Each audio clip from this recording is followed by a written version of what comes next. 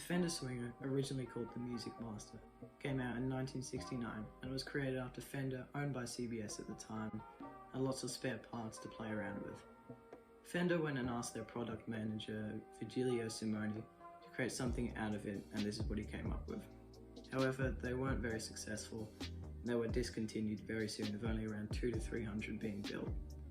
These guitars had an option of 1 or 2 single coil pickups, and had a 3-saddle adjustable non-trem bridge. These guitars can still be picked up on reverb for about $5,000 to $10,000. However, Fender recently tried making them again in 2019, and those models can be picked up for around $2,000.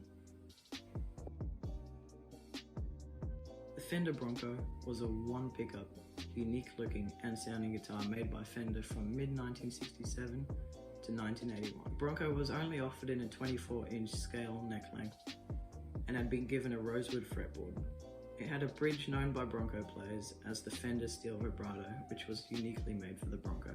This guitar came in black, Fiesta red and Olympic white.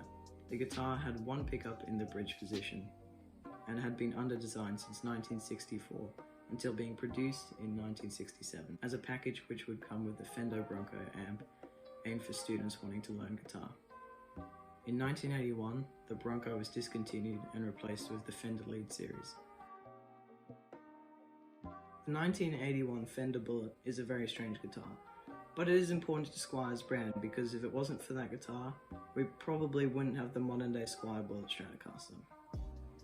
This guitar really looks more like a Telecaster than anything else, and if you guessed that it was based off one, you'd be right. These guitars were originally going to be made in Korea. However, the Korea factory had technical problems, so they shipped all the parts back to the US where they assembled them in the Fullerton factory. So technically, these are USA made Fenders. The silver star on the headstock of the guitar with the 1 in it was actually for an ad campaign to promote the guitar. The guitar had 2 pickups and a 3-way pickup selector switch, and was decently successful until continued to 1983. Then Fender tried to create something new and they created the Squire brand. Now Squire creates Squire by Fender Bullet Stratocasters, which are one of the most popular guitars. The Fender Prodigy was a short-lasting but really cool super strat. In the 90s, there were lots of guitar brands that Fender had to compete with, and this was their try at making something to counter those competitors. Made from 1991 till about 1993, this guitar rocked 2 single coils and a bridge humbucker.